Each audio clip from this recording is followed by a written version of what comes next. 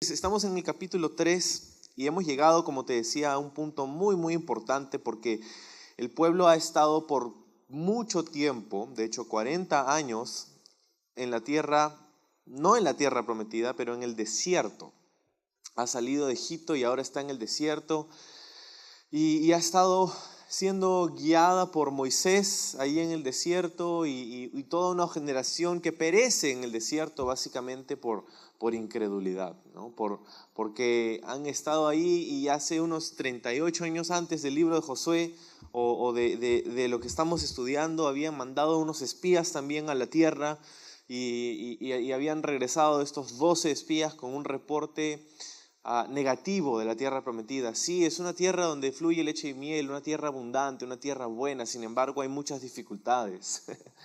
Hay muchos problemas, hay muchos gigantes, hay pueblos enemigos, hay ciudades que no hemos construido, pero que están siendo habitadas, y hay fortalezas y no podemos.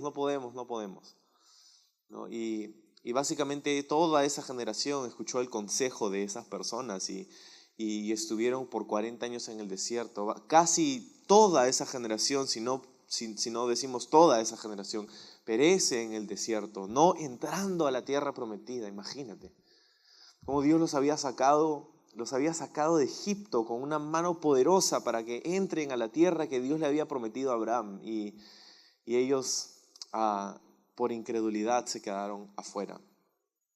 Tú dirías, bueno, es que es un tramo largo, pues no, también no te pasa, o sea, caminar en el desierto no es fácil. No es fácil, claro que no, pero es un tramo que tomaba 11 días. No sé si has caído en cuenta, tomaba 11 días llegar de Egipto a Canaán y se demoraron 40 años. Entonces hay algo más ahí, ¿no? Hay algo más que las inclemencias del tiempo, ¿no? Entonces ahora están con Josué. Y Josué los ha llevado al borde de la tierra prometida, a esta frontera natural que es el río Jordán, y estarían a punto de cruzar el Jordán.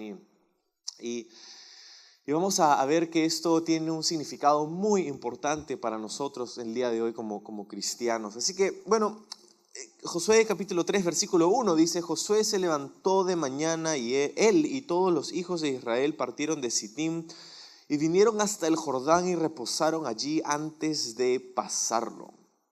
Entonces esto es después de la misión de los espías. Acuérdate, en el capítulo anterior hemos terminado de ver este episodio interino de lo que pasaba allí en esos 3 días de preparación. Josué manda a estos 2 espías, ya no 12, no necesitamos a 12, 2 nomás. Manda a 2 espías para que hagan una inspección, una estrategia militar allí en la ciudad de Jericó, que era la primera ciudad con la que se encontrarían al cruzar el río Jordán y establecer un plan de cómo poder vencer a los enemigos que habían allí. Sin embargo, se encontraron en la casa de Rahab y hemos estudiado por las 2 semanas anteriores cómo Dios en realidad no había mandado a esos espías con un plan, una estrategia militar, sino más bien con una misión, ¿no? Y era hacer misiones, ¿no? Era hablar acerca del Dios de Israel a esta mujer que estaba desesperada por tener una relación personal con Él. Una mujer que había tenido un estilo de vida completamente opuesto a los estatutos y los mandatos de Dios, que francamente no había tenido comunión con los estatutos y mandatos de Dios. Rahab había sido una mujer inmoral y sin embargo en ella habían encontrado fe estos espías. Y hacen una promesa de que cuando lleguen los de Israel a poder tomar y ocupar esa ciudad, salvarían la vida de ella y de su familia. Una imagen muy poderosa, como veíamos la semana pasada, de la salvación que podemos tener en Jesús. Esta señal de la salvación de Rahab, ese cordón de grana, esa cuerda roja. Y si quieres ponerte al día de lo que vimos la semana pasada, puedes chequear nuestros videos de YouTube también, que ya estamos al día en el estudio de Josué, así que puedes chequearlo también por ahí. Pero hoy entonces dice: Josué se levantó de mañana y los hijos de Israel reposaron allí antes de pasarlo. Llegaron al río Jordán, habían estado cerca al Jordán, pero ahora se han movilizado y están cerca al Jordán, están allí. Pero me parece muy interesante que se note, y no es la última vez que se notaría, que Josué se levantaba temprano de mañana. Dice: Josué se levantó temprano de mañana. ¿Por qué la Biblia notaría un detalle tan aparentemente insignificante como este, como a la hora que se levanta Josué? ¿No? Porque de hecho era su costumbre, no era un detalle insignificante, era una de las costumbres de Josué. Él, si vas a apuntar referencias, por ejemplo, en el Josué 6:12, 7:16, 8:10, nos dice lo mismo, que se levantaba temprano de mañana.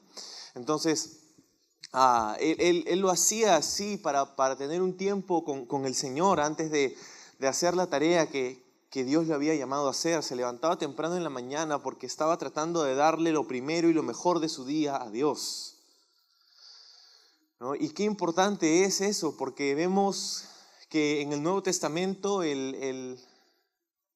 la narrativa de los evangelios nos cuentan que Jesús también se levantaba temprano en la mañana para tener tiempo con el Padre, antes de hacer ministerio y después de hacer ministerio. Y entonces Jesús tomaba esa costumbre de pasar tiempo en la presencia de Dios temprano en la mañana. Y de verdad que no hay nada mejor que empezar tu día en la presencia de Dios. El día puede traer muchas complicaciones y justamente esas son nuestras excusas por las que no pasamos tiempo con Dios en la mañana, ¿no? Porque, bueno, somos ocupados, porque tenemos trabajo, porque tenemos demandas, porque tenemos hijos que son mini terroristas que nos demandan, ¿no? Un montón de cosas y tenemos todo esto y no tengo tiempo. Bueno, si alguien estuvo ocupado durante su vida en algún momento fue la persona de Jesús, ¿no? Tenía un ministerio itinerante, tenía 12 discípulos, medios loquitos ahí, ¿no? Cabezas duras, algunos de ellos, y que se paraban peleando. Tenía que separar a los discípulos. Ya, tú anda a tu esquina, tú anda a tu esquina, ¿no? Ya vamos a solucionar esto, ¿no? Y encima de eso ¿no? Estaba yendo y compartiendo en sinagogas y estaba hablando con gente y la gente lo buscaba y tocaba la puerta. La mamá de Jesús, María, y sus hermanos pensaban en algún momento de su ministerio terrenal que Jesús estaba loco y que necesitaba regresar a casa. Estaban a punto de hacer esa intervención. Jesús, ya es demasiado, ya has llegado muy lejos. Esta es una intervención familiar, te vamos a llevar a casa otra vez, porque ni siquiera tienes tiempo para comer, ¿no? Y entonces Jesús estaba ocupado, Jesús estaba sumamente ocupado y sin embargo siempre hacía tiempo para pasarlo en la presencia de Dios. Y si Jesús necesitaba pasar tiempo en comunión con Dios y separar lo primero y lo mejor de su día para dárselo en adoración al Señor, entonces nosotros también lo necesitamos. Necesitamos separar ese tiempo. Yo no sé cómo está tu vida devocional, yo no sé si tú haces eso o no, y sé que si haces eso, si tienes un tiempo devocional en la mañana, tú sabes de lo que estoy hablando. Que a pesar de que el día pueda hacerse muy difícil y muy complicado y que podamos tener muchas cosas ahí que nos esperan y que demandan nuestra atención, es tan gratificante y tan reconfortante poder tener ese tiempo antes de que el día enloquezca, ¿no? Ese tiempo en la mañana. ¿Y por qué en la mañana? Y tú dices, wow, que será lo primero del día, pero no es lo mejor de mi día, déjame decirte, porque tú no sabes cómo soy yo cuando me levanto, ¿no? Y yo puedo estar despierto, pero no me levanto en realidad hasta como las 10 de la mañana, ¿no? Estoy fuera de la cama, pero no estoy funcionando, mi cerebro está dormido todavía, ¿no? Mis ojos están abiertos, pero mi cerebro no, ¿no? Y entonces, está bien. ¿Por qué crees que tengo esto aquí conmigo? Si tú eres así, créeme, te entiendo. Pero, sin embargo, es tan crucial en nuestra vida con el Señor, nuestro caminar con el Señor, de poder buscarlo temprano en la mañana. Si no tienes la costumbre de hacerlo, te animo a que intentes el día de mañana, que antes de que empiece tu semana, con todas las locuras y demandas que trae esta semana, puedas tomar la decisión de levantarte una media hora o 15 minutos por lo menos más temprano y buscar al Señor en su palabra y leer la Biblia y orar y encomendarle a Él tu día. Imagínate todo lo que tenía que hacer Josué ese día, o sea, estar ahí ante la tarea de llevar al pueblo de Israel a cruzar el río Jordán, ¿no? Es como, hay tantas cosas que hacer y planificar y tantas cosas que no sé cómo hacer, como por ejemplo hacer que 2 millones de personas crucen ese río, ¿no? Hay cosas que no puedo hacer, Señor, y entonces él se sentía probablemente, y no nos lo dice necesariamente la Biblia, pero es fácil imaginarse cómo se hubiera sentido desesperado por el consejo y la dirección de Dios. Cómo se hubiera sentido quizá hambriento por escuchar la voz de Dios antes de llevar al pueblo a una misión suicida para que se ahoguen en el Jordán, ¿no? Y entonces estaba desesperado, estaba hambriento, estaba apasionado por escuchar la voz de Dios, y eso es algo que nosotros podemos imitar, ¿no? Y muchas veces no lo hacemos, ¿no? Como cristianos, no separamos ese tiempo para darle al Señor lo primero, lo mejor de nuestro día, porque justamente son esas las características que nos faltan, ¿no? Porque no estamos desesperados por su presencia, porque no estamos hambrientos de su palabra, porque no estamos apasionados por escuchar su dirección y su consejo. Y si eso es la realidad para ti, es importante que sepas cuál es la realidad, pero también es importante que sepas que eso puede cambiar. La Biblia dice que la palabra de Dios es o debería ser nuestro deleite, ¿no? Y habla mucho del deleitarnos en la palabra de Dios. Y cuando hablamos de deleite, hablamos de placer, hablamos de gusto, hablamos de algo que nos gusta, que nos deleita, ¿no? Y lo interesante es que nuestros gustos cambian con el tiempo, ¿no? Cuando se trata de comida, por ejemplo, ¿no? A veces, quizá hace 10 años no te gustaba una comida que ahora sí te gusta, ¿no? O antes te gustaba y ahora no, ¿no? Como es el sushi. Para mí, por ejemplo, el sushi era algo que yo cada vez que probaba sushi era como, no puedo con esto, ¿no? Y sin embargo ahora me gusta, ¿no? Y es como va cambiando tus gustos pueden ir cambiando a medida de cómo tú vayas haciendo y cómo las decisiones que tomes. Y con la palabra de Dios puede ser así. De repente hoy es como, no sé si siento esa pasión para buscar temprano al Señor, pero hazlo y esa pasión va a crecer, ¿no? Sigue buscándolo, sigue leyendo, sigue perseverando. Y lo que estoy diciéndote es que tus sentimientos van a seguir a tus decisiones. Y lo que el mundo hace es que vive al revés. Sus decisiones están basadas en sus sentimientos. Entonces, es tan importante poder tomar decisiones, estén o no ellas basadas en sentimientos, que estén basadas en la verdad. Bueno, Josué se levantaba temprano de mañana, estaban allí delante del Jordán. Ahora, de repente, si tú has ido a Israel o vas a Israel en algún momento, es como vas a llegar al río Jordán y vas a quedarte un poco impresionado. Impresionado, pero no para bien. Impresionado, más que impresionado, diría decepcionado del río Jordán. ¿Por qué? Porque el río Jordán no es impresionante el día de hoy. En la mayoría del caudal del Jordán es un río, no es nada impresionante. Tú has ido a la selva, tú has visto ríos más grandes, ¿no? Y es como, no es impresionante el día de hoy el río Jordán. Y puedes pensar de repente, con esa idea, miras estos versículos y dices, tenían que cruzar el Jordán. ¿Qué? ¿Van a hacer esto? Ya, ¿no? Ya cruzaron el Jordán. Y la cosa es que en esos días el río Jordán era muy diferente a como lo es el día de hoy.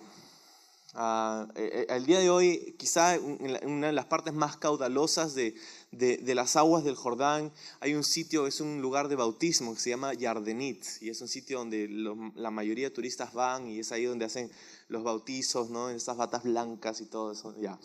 Se han bautizado 5 veces, pero quieren bautizarse en el Jordán, ¿no? Porque es lo que tienen que hacer cuando van a Israel. Si ya se echó eso, chévere, pero ya.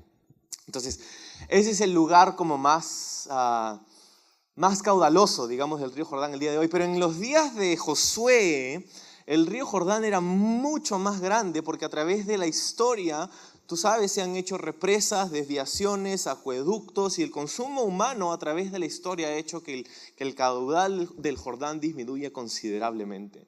En esos días, el río Jordán podía extenderse hasta 30 metros de ancho en los lugares más insignificantes. Y en época de lluvia, ¿no? Tenemos época de lluvia, también allá hay época de lluvia que es generalmente en tiempo de la cosecha, de la primavera, pues. El tiempo de la lluvia, el río Jordán podía extenderse hasta 1 kilómetro de ancho. 1 kilómetro de ancho. Entonces era un río bastante intimidante, específicamente si era época de lluvia, lo cual nos vamos a dar cuenta. Más adelante vamos a leer que las épocas de lluvia eran durante el tiempo de la siega, y vas a darte cuenta que ellos van a cruzar en primavera. El texto nos va a sugerir que el pueblo va a cruzar en primavera, que era el tiempo de la lluvia, lo que quiere decir que el río Jordán había desbordado sus caudales. Estaba inundándose, era 1 kilómetro de agua entre tú y la tierra prometida. No era algo fácil, era algo muy, muy difícil de creer. O sea, ¿cómo vamos a hacer para llegar a Jericó? O sea, una cosa es que 2 espías crucen, ¿no? 2 espías, quizá una de las condiciones de los espías que mandó Josué era que sean buenos nadadores, ¿no? O sea, porque tienes que cruzar el Jordán y ellos fueron y vinieron y sin problemas. Una cosa es que pasen 2 personas que sabían nadar, pero otra cosa es que pasen 2 millones de personas con mujeres, niños y ancianos y todas sus pertenencias, ¿no? Entonces, estamos hablando de algo un poquito diferente, ¿no? Y entonces imagínate, la gente ha llegado al borde del Jordán y está mirando al otro lado, la ciudad de Jericó, la tierra prometida, y dicen, qué lindo, pero ¿cómo vamos a llegar? ¿Cómo vamos a hacer? Tengo hijos pequeños y ¿cómo vamos a hacer para llegar allí? Estás loco, Josué. ¿Vas a decir que nos vamos a ir para allá? ¿Qué tienes? ¿No? Y quizá te has sentido así alguna vez. Dios ha puesto algo delante de ti y tú dices, pero ¿cómo voy a hacerlo? ¿Cómo va a ser? No puede ser. Dios, ¿estás seguro que me estás mandando a hacer eso? ¿Estás seguro? Si es tan difícil, parece imposible. No, no parece imposible, es imposible.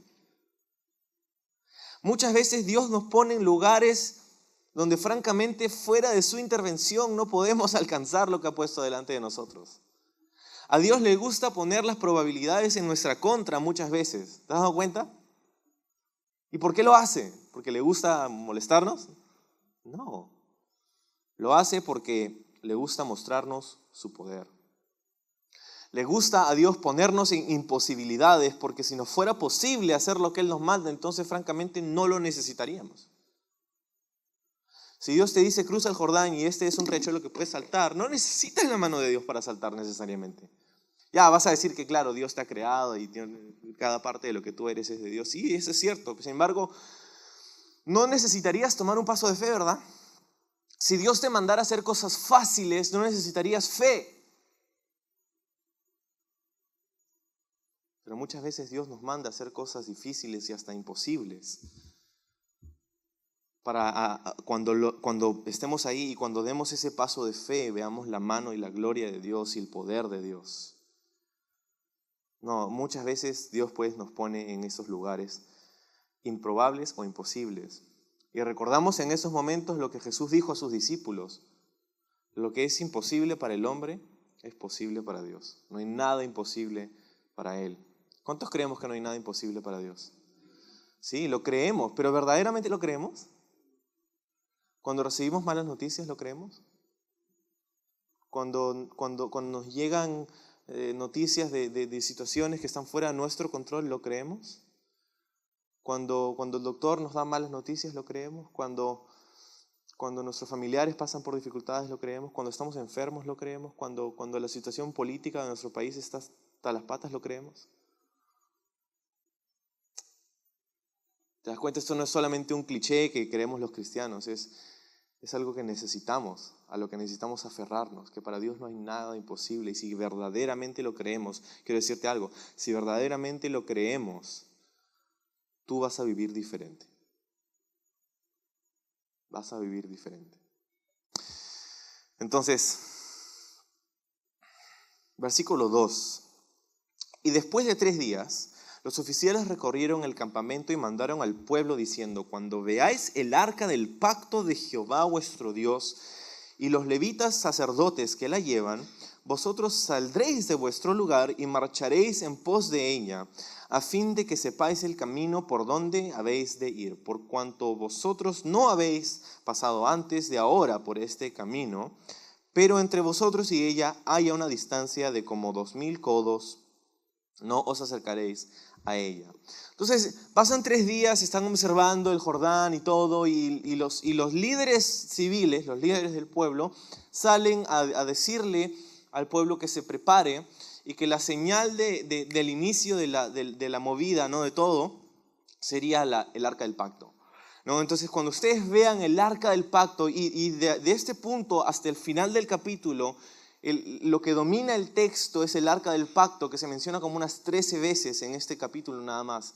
El arca del pacto de Jehová, el arca, ¿no? Entonces el arca del pacto se convierte en el punto focal de la narrativa del capítulo 13 en este momento. ¿Y qué cosa estaba diciéndole los líderes al pueblo?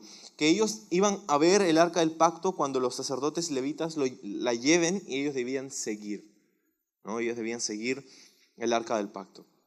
Pero no muy de cerca, ¿no? No muy de cerca. Decía al final del versículo 4 que hay una distancia de como 2000 codos, aproximadamente 1 kilómetro de distancia entre el pueblo y el arca, ¿no? Ahora, de repente te preguntas qué cosa era el arca del pacto. Quizá no estás muy al tanto de qué cosa es esto o qué significa esto. Y entonces el arca del pacto era parte del sistema de sacrificios que Dios había instaurado en su pueblo. El sistema de sacrificios. O sea, Dios quería tener comunión con su pueblo. Dios quería una relación personal con su pueblo. Pero había un pequeño problema. Un pequeño gran problema. El pecado. El pueblo de Israel, sí era el pueblo escogido de Dios, pero también eran pecadores como tú y como yo. Entonces el pueblo de Dios lleno de pecado no podía tener comunión con un Dios santo. Y lo que Dios hace desde el inicio, incluso desde el inicio de la creación, ¿no? Ahí cuando entra el pecado al mundo, ahí en Génesis, en los primeros capítulos de Génesis, Dios comienza a enseñarle al hombre la necesidad del sacrificio, de que la paga del pecado es la muerte. Y tan temprano como con Adán vemos esto, en el primer pecado, porque Dios le provee a Adán y Eva vestimentas de pieles de animales para que se cubran. Y esas pieles de animales habían venido de un animal que había tenido que morir para proveer sus pieles para Adán y Eva. Dios es el que hace el primer sacrificio de la historia. Y a partir de eso, en adelante, Dios comienza a enseñarle a su pueblo este sistema de sacrificios. La paga del pecado es la muerte, pero voy a proveerte misericordia. Tú puedes tomar un sacrificio animal, un animal como un cordero, un becerro, y sacrificarlo, y ese animal tomaría tu culpa y derramaría su sangre en tu lugar. Todo esto sería recordativo de lo que Jesús haría por nosotros, ¿verdad? Todo el sistema de sacrificios del Antiguo Testamento tiene que ver con Jesús, porque Él es el Cordero de Dios que murió en la cruz por nuestros pecados. Entonces, Dios había instaurado ese sistema de sacrificios que señaló claramente en el libro de Éxodo y Levítico, ¿no? Y entonces tenían todo este sistema de sacrificios. Y el arca del pacto era parte de este sistema de sacrificios. Estaba dentro de un lugar que se conocía como el tabernáculo. El tabernáculo en el Antiguo Testamento, antes de la construcción del templo en los días de Salomón, el tabernáculo era este lugar donde reposaba la presencia de Dios. El tabernáculo era un edificio hecho de telas y como parecía una carpa, y tenía paredes de telas y tenía varias partes. Era un lugar que era más o menos de 20 metros de ancho por 45 metros de largo. No era un lugar muy grande. Y entonces lo primero que veías cuando entrabas al tabernáculo, porque había en varias partes, ¿no? Había un atrio de afuera donde tú podías entrar por la parte este. Tú entrabas del este al oeste y entonces pasabas, y lo primero que veías cuando entrabas al tabernáculo era el altar. Un altar de bronce con cuernos donde se ofrecerían los sacrificios animales, donde se harían los holocaustos y las ofrendas. Ese altar es lo que verían, lo primero que verían cuando entraban al tabernáculo. Y lo siguiente que verían sería un gran lavatorio de bronce, o como lo llama la Reina Valera, un mar de bronce. Era un gran lavatorio de bronce donde hacían la limpieza de los sacrificios y todo esto. Y luego seguías entrando en el tabernáculo y ahora veías un edificio, ¿no?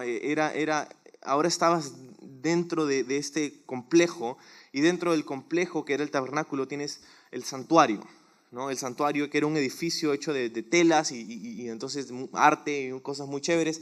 Pero el tabernáculo medía como 5 metros de ancho por 13 metros de profundo, y estaba dividido en dos partes. Este lugar, el santuario del tabernáculo. La primera parte se llamaba el lugar santo. Y no podíamos entrar ahí en realidad. No, si tú eras parte del pueblo de Israel, no, o sea, tú podías entrar al tabernáculo, pero no podías entrar al santuario, no podías entrar al lugar santo. Solamente los sacerdotes podían entrar allí. ¿Y qué había allí? Bueno, en el lugar santo habían básicamente tres cosas. Había a la izquierda un candelabro que se llamaba el menorá, un candelabro que tenía 6 ramas y tenía lámparas con aceite que debían estar prendidas todo el tiempo. Los sacerdotes iban y cortaban las mechas y echaban el aceite todos los días. Y era una lámpara que tenía que estar prendida todo el día, todos los días. Y era el símbolo de la presencia de Dios, del Espíritu de Dios que estaba ahí. A la izquierda el menorá, a la derecha había una mesa con un pan de molde, ¿no? Un pan interesante, un pan que se llamaba el pan de la proposición. Eran 12 lonjas de pan que se hacían cada Shabbat, cada sábado, y se ponían allí en 2 filas de 6, y era una representación de las tribus de Israel, y estaban ahí delante de la presencia de Dios, este pan. Y seguías en el tabernáculo, en el lugar santo, tenías la menorá a la izquierda, a la derecha la mesa de la proposición, y en el centro tenías un altar también, y era un altar de incienso. Y es ahí donde ofrecían el incienso que aromatizaba ese lugar de la presencia de Dios. El altar del incienso representa las oraciones del pueblo y esto que sube a la presencia de Dios hizo un aroma fragante a él, ¿no? Entonces, esas tres cosas estaban en el lugar santo. Y luego había una cortina que separaba el lugar santo del lugar santísimo. Y el lugar santísimo era un lugar donde ni siquiera los sacerdotes podían entrar, solamente el sumo sacerdote podía entrar, y ni siquiera todos los días, podía entrar una vez al año. Una vez al año el sumo sacerdote podría entrar al lugar santísimo, y este día se llamaba el día de la expiación, o como se conoce en hebreo, Yom Kippur. El día de la expiación era un día central en todo el año donde el sumo sacerdote iba con sangre. No podía entrar solo, tenía que entrar con sangre, la sangre de un cordero que había sido sacrificado. Y tomaba la sangre de este cordero y la salpicaba sobre el único elemento que había en el lugar santísimo, un solo elemento, y era el arca del pacto. El arca del pacto era lo único que había en el lugar santísimo. Y el arca del pacto era como una caja de como 1 metro por 70 centímetros por 70 centímetros. Una caja hecha de madera recubierta en oro. Y esta caja tenía una tapa que era de oro macizo. Y sobre esta caja habían las imágenes de 2 querubines que cubrían sus alas, con sus alas ese lugar. Esta caja, el arca del pacto, ¿no? Era lo que representaba la presencia de Dios. La presencia de Dios, ¿no? Y contenía el cayado de Moisés, ¿no? Estas jarras con maná y las tablas de la ley, ¿no? Y entonces tenía el arca del pacto, esta tapa de oro macizo se conocía como el propiciatorio. ¿Puedes decir conmigo el propiciatorio?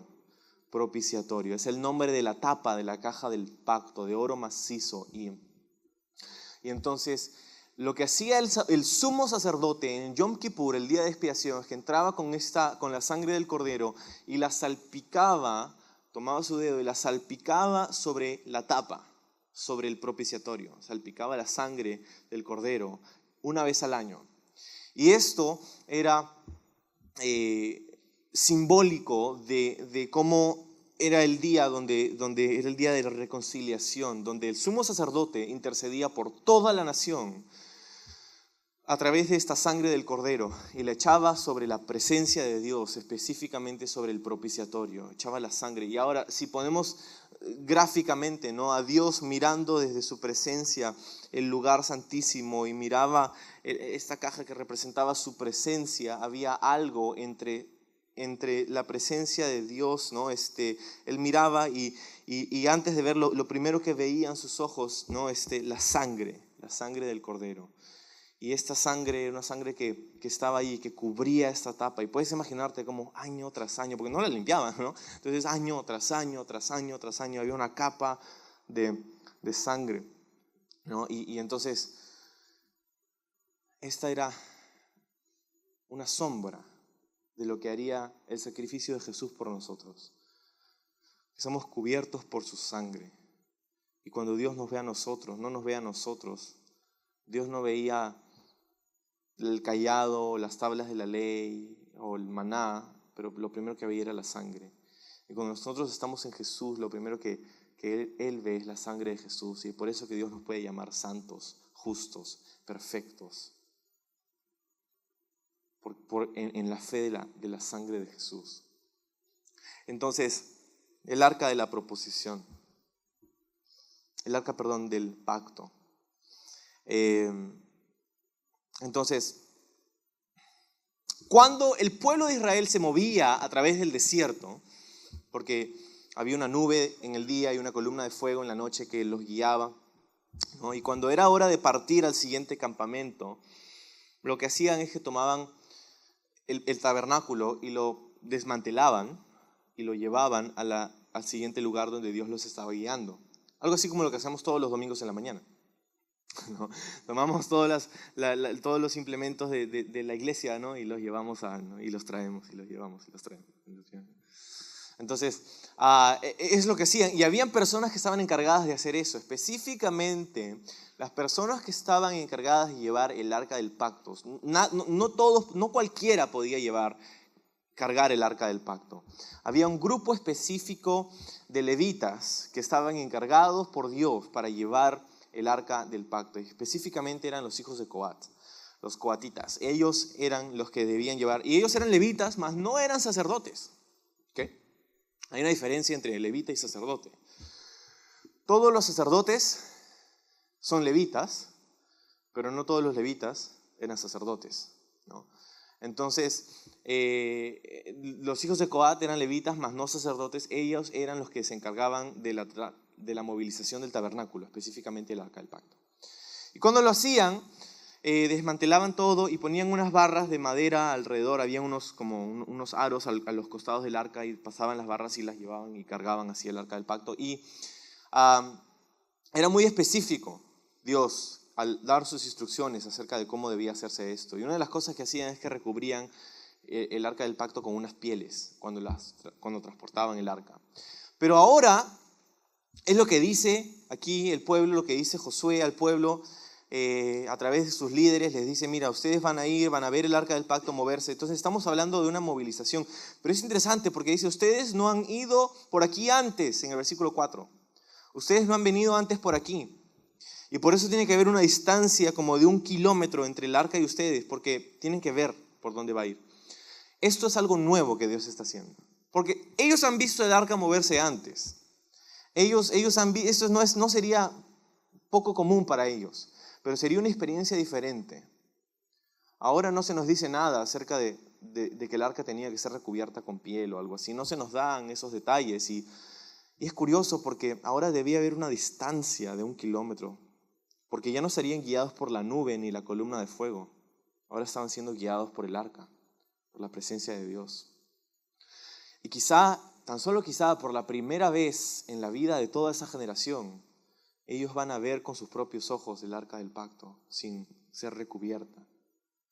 Y en esos días de primavera, donde habría un sol increíble, esta arca que estaba recubierta en oro, el sol chocaría allí con el arca y emitiría un brillo, un resplandor. Y pues es como cuando ves el mar en un día soleado y ves cómo refleja la superficie del mar, ¿no? El brillo del sol. Y algo así sucedería con esta arca y habría un brillo que emanaría del reflejo solar en ese tiempo. Y imagínate ser parte del pueblo, ver eso por primera vez, la gloria, el brillo de la presencia de Dios entre nosotros. Qué increíble ver eso por primera vez, algo que es tan parte de tu nación, tan parte de tu idiosincrasia, tan parte de ti como el pueblo de Dios. Ahora estás viendo con tus propios ojos el arca del pacto.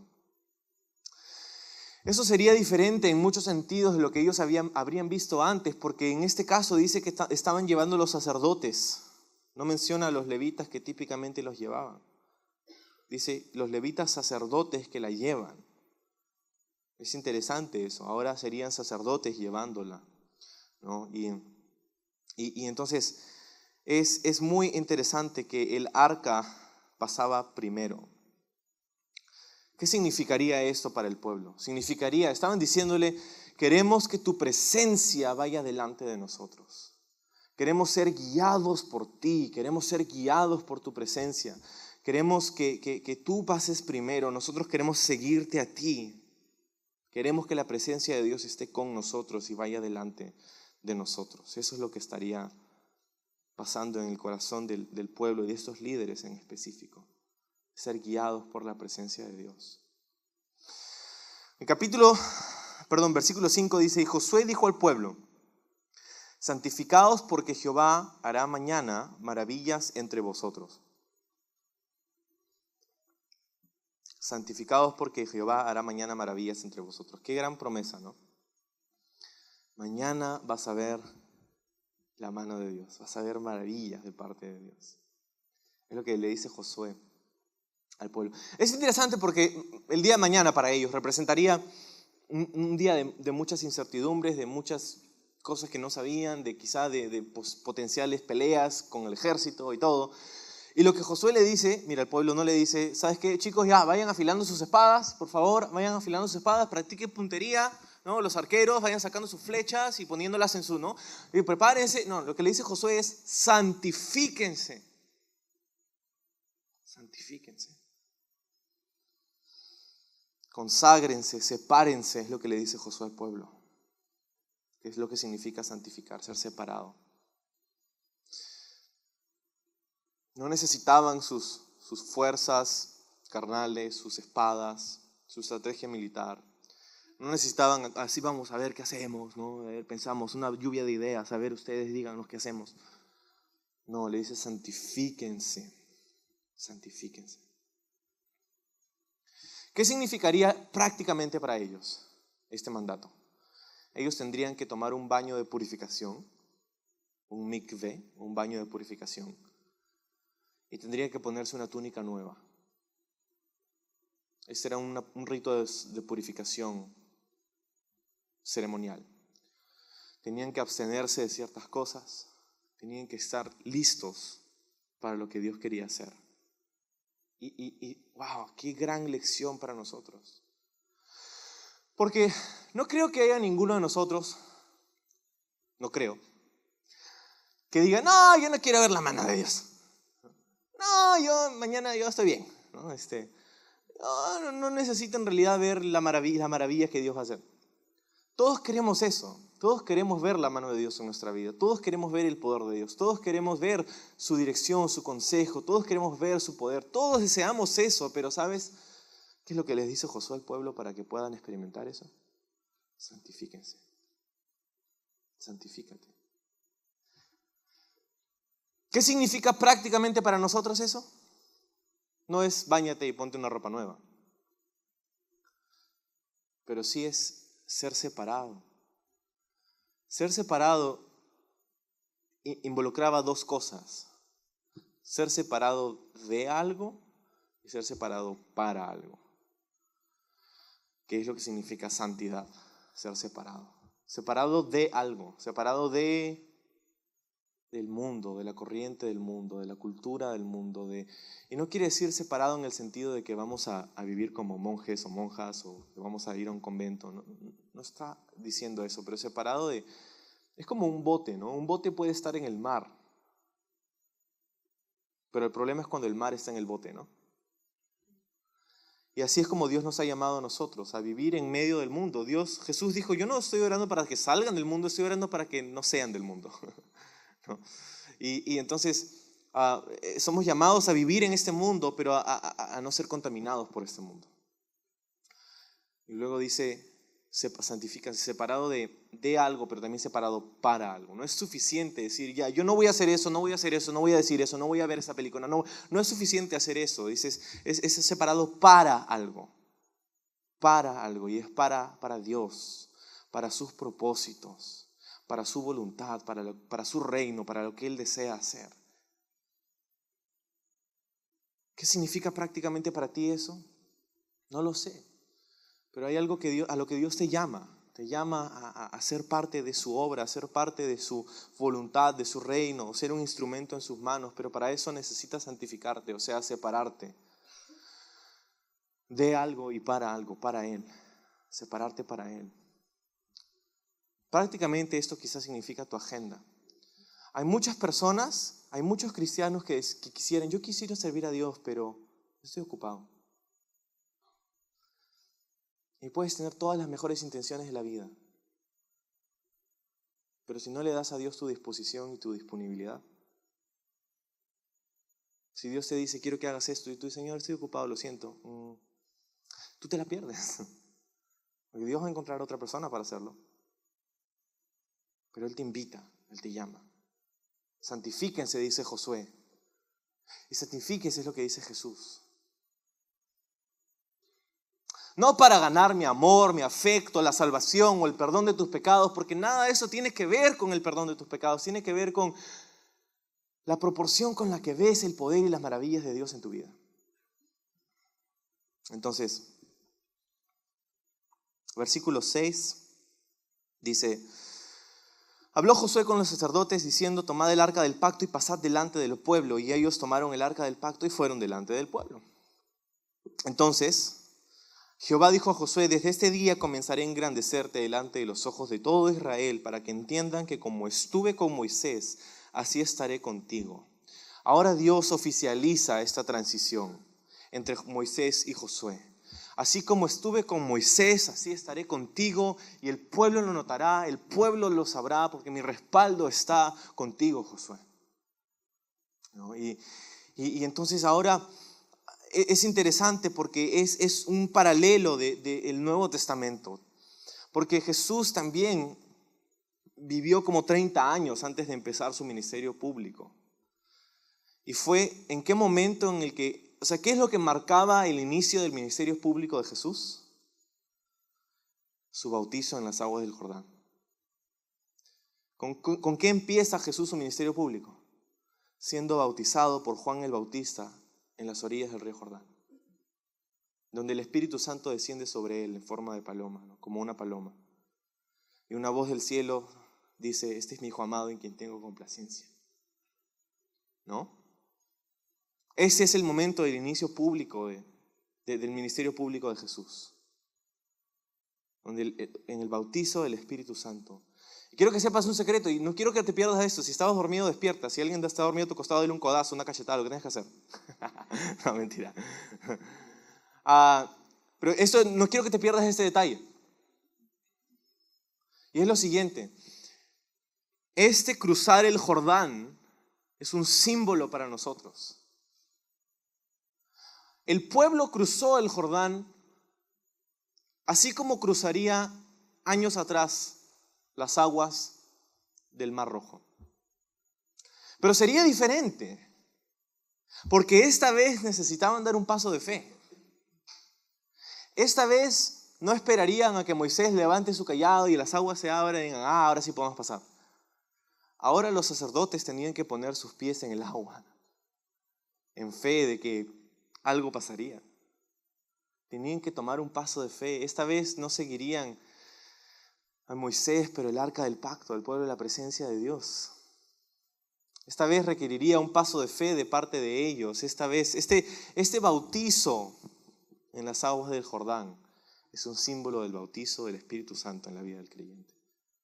Jesús empezó su ministerio público recibiendo el bautizo del Espíritu Santo. Y lo que sea que Dios nos llama a nosotros a hacer, debe empezar y terminar en el poder del Espíritu. El bautizo del Espíritu Santo. ¿Qué cosa es eso? Quizás has escuchado esto, quizás has escuchado un montón de diferentes ideas de qué cosa es el bautizo del Espíritu Santo. ¿Qué significa ser bautizado con el Espíritu de Dios? Ser bautizado con el Espíritu de Dios es ser sumergido en el Espíritu de Dios. Es lo que significa bautizo, ¿no? Ser sumergido. Pero ya no es ser sumergido en agua, inmersión en agua. Es en el Espíritu de Dios. Y ese es un segundo bautizo para el pueblo de Israel, ¿no? El primero fue en el Mar Rojo. Ahora es en el Jordán, un segundo bautizo. Y la Biblia habla de un segundo bautizo. Nuestro bautizo en agua, cuando fuiste bautizado. Algunos fueron bautizados hace un par de semanas nada más. Quizás fuiste bautizado hace varios años. Pero la Biblia habla de un segundo bautizo. Y no es con agua, es con el Espíritu de Dios. Ser bautizado con el Espíritu de Dios es recibir el poder dinámico, del Espíritu de Dios para poder hacer la voluntad de Dios. Mucha gente piensa que ser lleno del Espíritu Santo significa hablar en lenguas. ¿Has escuchado eso antes? Mucha gente piensa que ser lleno del Espíritu Santo es hablar en lenguas. Y no es necesariamente eso. Puedes hablar en lenguas, pero eso no quiere decir que estás lleno del Espíritu Santo, porque hay mucha gente que hace y no estás lleno del Espíritu Santo, ¿no? Ser lleno del Espíritu Santo bíblicamente es recibir la habilitación, el poder de Dios para cumplir con su voluntad. Jesús no seleccionó a un discípulo, no predicó un sermón, no sanó a ninguna persona, no movió un dedo en términos de ministerio hasta no estar bautizado con el Espíritu Santo. Eso es lo que marca el inicio de su ministerio. Y cuando termina en la cruz, la frase, cómo es descrita la muerte de Jesús en la cruz es interesante. Dice, Él entregó el Espíritu. Su ministerio empezó y terminó con el poder del Espíritu Santo. Si Dios te llama a hacer algo, si Dios te llama a servirlo, si Dios te llama a ser parte de su obra, tiene que empezar y terminar con su Espíritu. No podemos servirlo en la fuerza de nuestra carne. Dice, no es por espada, no es por ejército, no es por nada, sino por mi Espíritu, dice el Señor. Por el Espíritu de Dios. No sé si tú has recibido el bautizo del Espíritu Santo. No sé si sabes si has recibido el bautizo del Espíritu Santo, pero eso lo puedes recibir incluso en este momento. Si tú le pides a Dios, Señor, lléname, bautízame con tu Espíritu. Si no ha habido ese momento en tu vida donde sabes que has recibido el Espíritu de Dios, yo te animo, te ruego, no vivas un día más sin el bautizo del Espíritu Santo.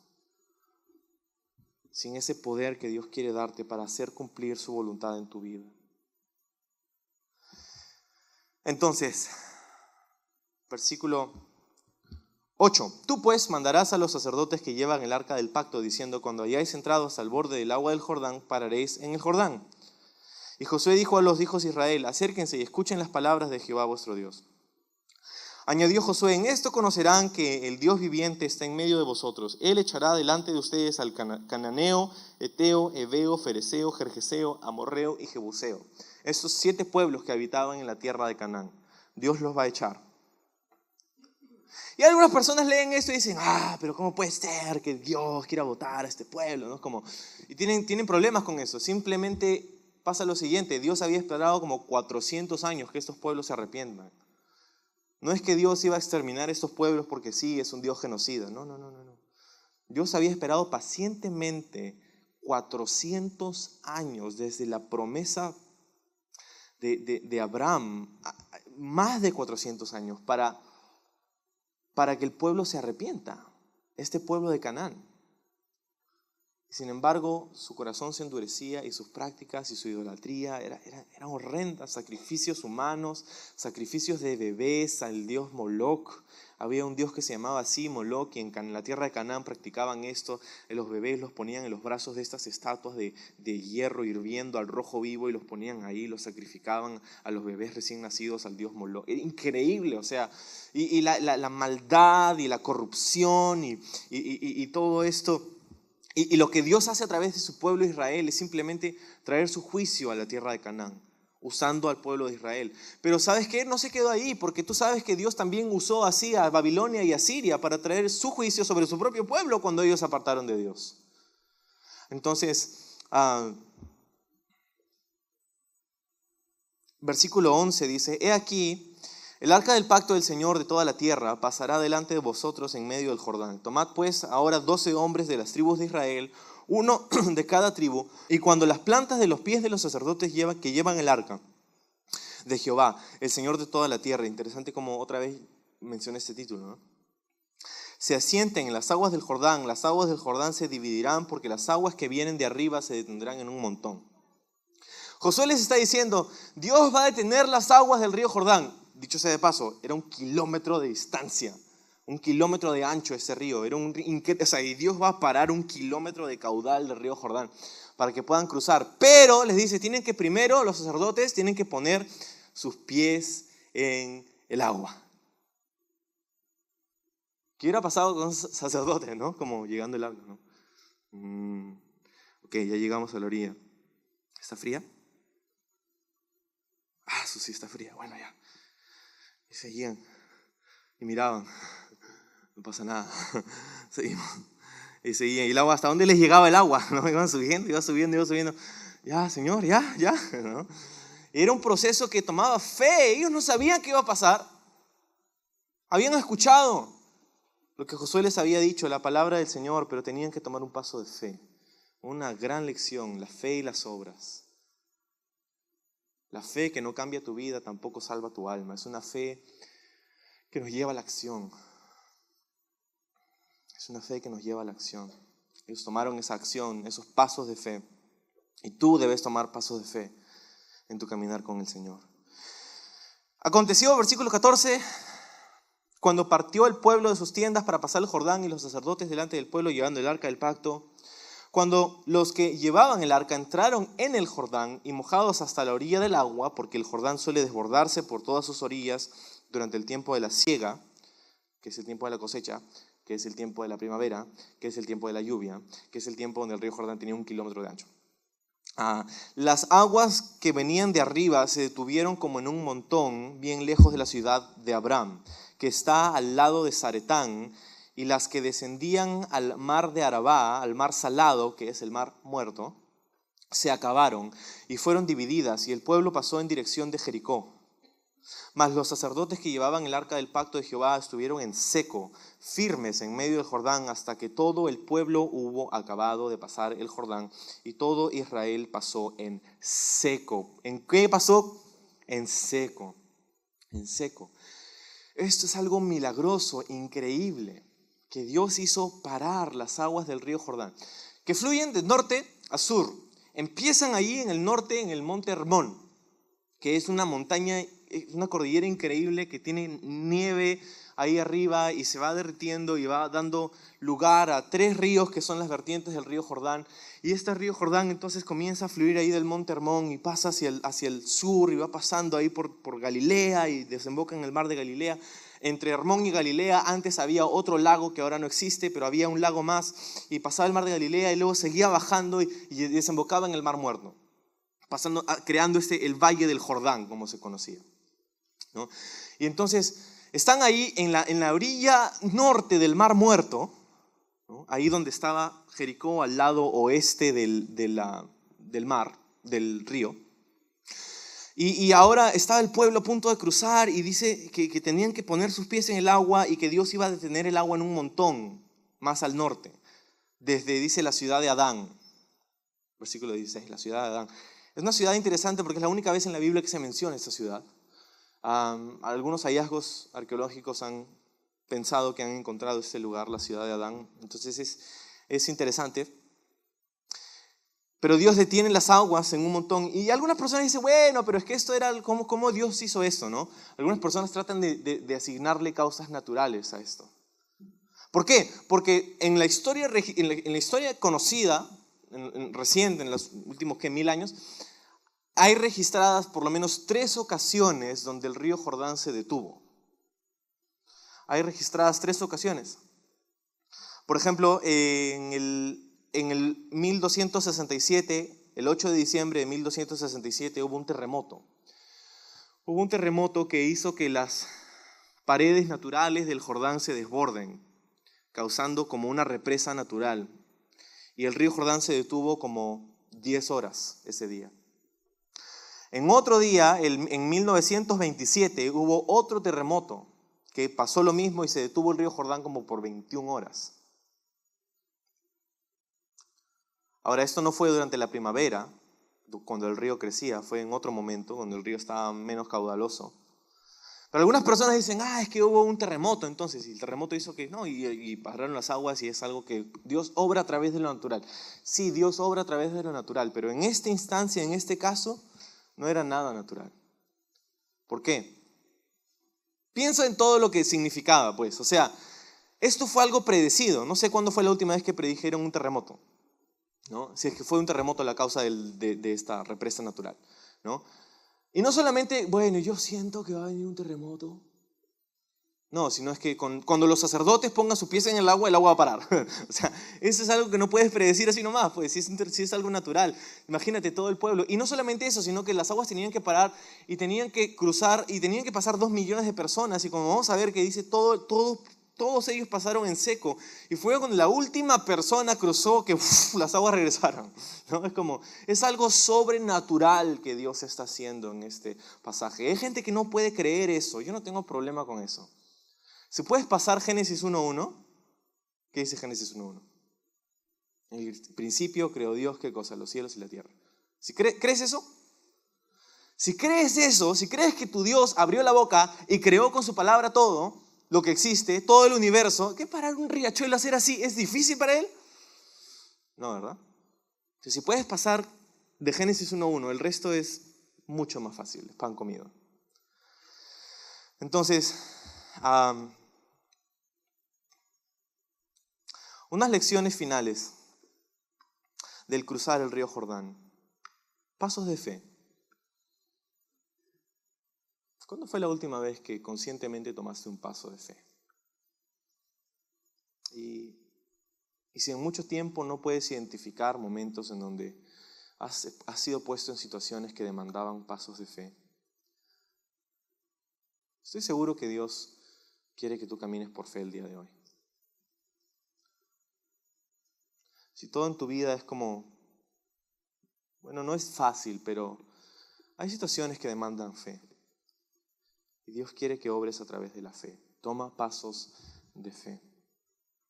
Lo siguiente que quiero decirte es el bautizo del Espíritu Santo. Recibe el bautizo del Espíritu Santo. Pídele a Dios que te bautice con su Espíritu Santo. Que te dé ese poder dinámico para obedecerle, para tomar decisiones que le agradan.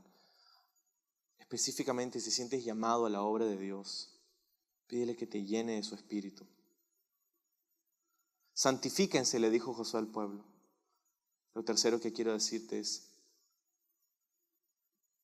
Dios quiere obrar en ti la santificación de tu vida, ser separado del mundo y separado para sus propósitos, en maneras prácticas, en el día a día.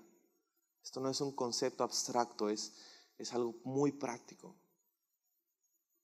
Lo cuarto que quiero decirte es, ten un tiempo devocional con el Señor. Si no lo tienes, si no es una costumbre tuya, comienza mañana, tomando un tiempo para pasar en la palabra y en la presencia de Dios. Y finalmente esto. Es curioso que mencione las aguas que pasaban por la ciudad de Adán. Porque simbólicamente piensa conmigo. Lo que detenía al pueblo, la barrera que prohibía al pueblo entrar en la tierra prometida era el río Jordán. Específicamente las aguas que fluían de la ciudad de Adán. Y muchas veces las cosas que nos prohíben o incapacitan de vivir en las promesas de Dios son las cosas que fluyen de la naturaleza carnal. Las aguas que fluyen de la ciudad de Adán. La ciudad de Adán. Tú tienes una naturaleza pecaminosa y una naturaleza divina. Si eres un creyente nacido de nuevo, hay 2 naturalezas en ti. Una conforme al mundo y la otra conforme a Dios. Y muchas veces cuando decidimos caminar en nuestra naturaleza carnal y no vivir guiados por el Espíritu, esas son las cosas que nos ponen una barrera para vivir en las promesas de Dios. Las cosas que fluyen de nuestra naturaleza carnal. Quiero terminar con un versículo, está en el libro de Efesios, capítulo 4, y dice lo siguiente, acerca de este tema. Desháganse de su vieja naturaleza pecaminosa y de su antigua manera de vivir, que está corrompida por la sensualidad y el engaño. En cambio, dice Pablo, dejen que el Espíritu les renueve los pensamientos y las actitudes. Pónganse la nueva naturaleza creada para ser a la semejanza de Dios.